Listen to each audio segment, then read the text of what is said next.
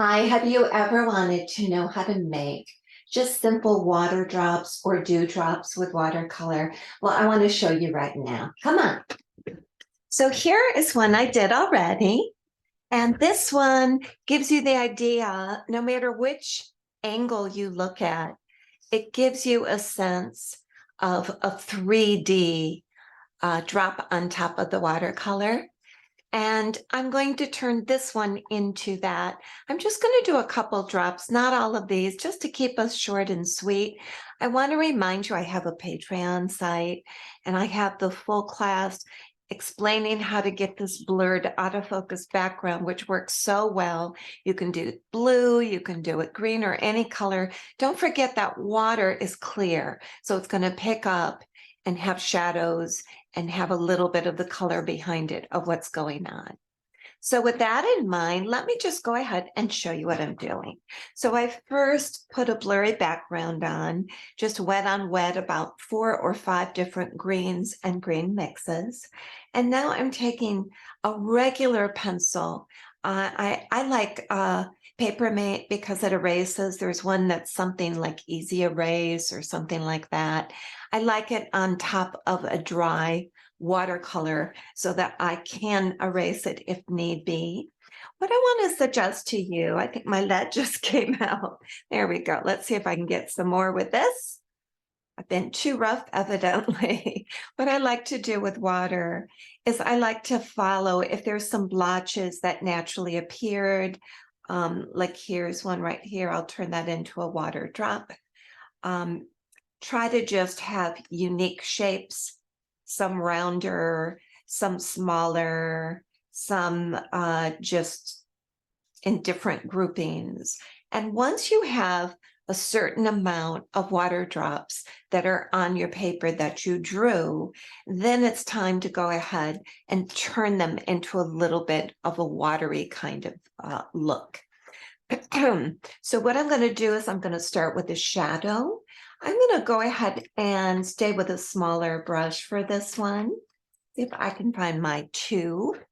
And a lot of these colors are sap green oriented. So for this demonstration, I'm just going to go ahead and go into the sap green, which is right here on my palette. If you're interested in this palette, it's a ceramic mix, and I have several ceramics, but this is my big one that I just keep messy and blending more colors. So here we go. I'm going to go ahead and do a shadow underneath. I can make it darker or lighter, but the important thing is to remember it's a shadow. So that means it has to go underneath your water drop. Sometimes it's a little picky with your water drops, whether you know if they're inside the circle that you drew. I'll call it a circle, but whatever the shape of the drop is, or if it's on the outside. I'm going to pretend the light's coming from this direction. And so I'm going to do shadows, which are going to be reflective of the background. So they're going to also be green.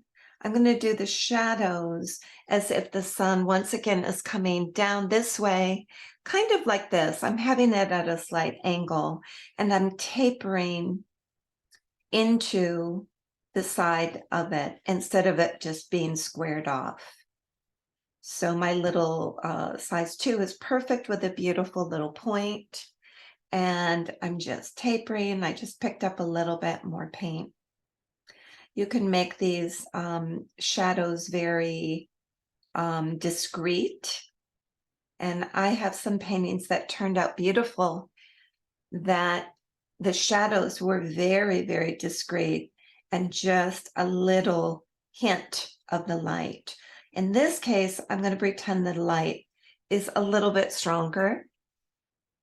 And so I want the shadows to be fairly prominent, just so you can see well, even if you do it a little lighter on yours.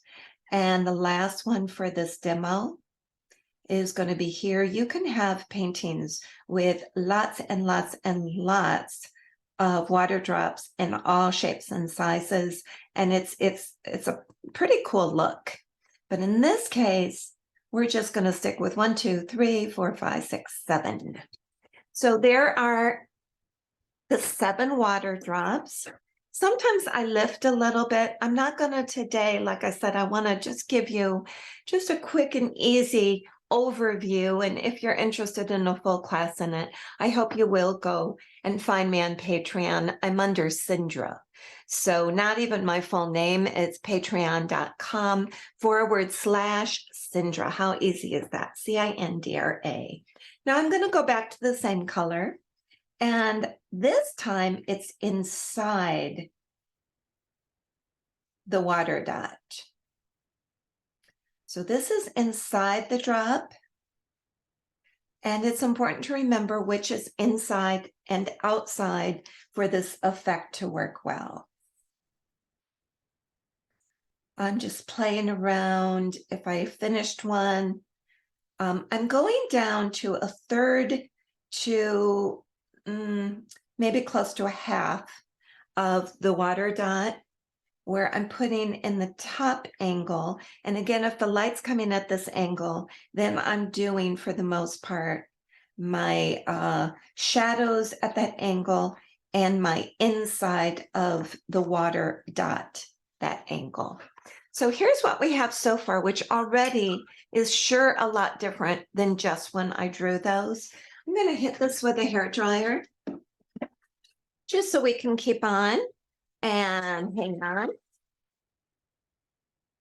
Normally, I probably would just let it air dry. And if I have enough water drops, I would just keep working. And by the time it was done with the first section, I would just go back to it and we'd be all set. So let's go ahead, and I want to introduce you to bringing in a pastel pencil, and this one is Stabilo Carbothello. I have lots of brands. This is one of my favorites. And then I'm also going to use Jelly Roll or one of my just gel white pencils. Okay. So I'm going to start with the pastel, and I'm going inside. Once again, it's important that you know if you're inside or outside the bubble. So you are inside of your water drop, okay? And I'm just popping the edge.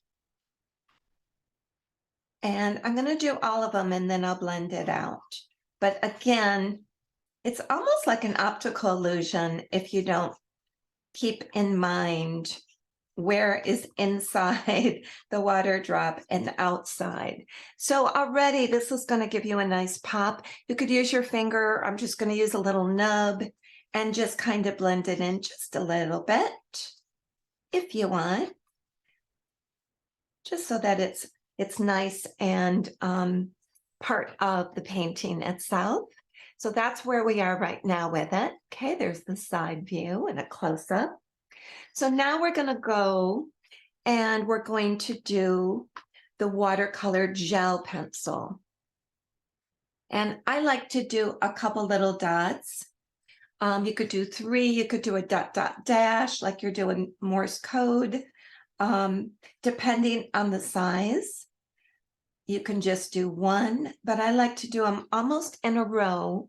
And those little dots to me are a secret trick that I really encourage you to try, because those will make even more of a feeling of it being reflective. Here's a close-up of, once again, the side view. I have a few other tricks to make these pop even more, but I think I'm going to leave it at this so that you have a good feeling of how they are. And I think I'm also going to show you, here's the one that I did for the Patreon class that shows you a bunch of them. And I did a couple extras with that. But I also want to show you, you can do big water drops such as this. And if you do, you want to include a little bit of the look of what's under it. And here is a beautiful, just a rose, an early morning rose a good friend of mine sent me. And it was loaded with early morning dewdrops. So there's an idea of what you can do to get this look going when you really want to load it on. But here's the overall look, and I hope that was helpful to you. Thanks a lot. I hope you enjoyed that one. And let me know, of course, if you have any questions or want to see a few more little tricks of the trade. Thanks so much for joining me.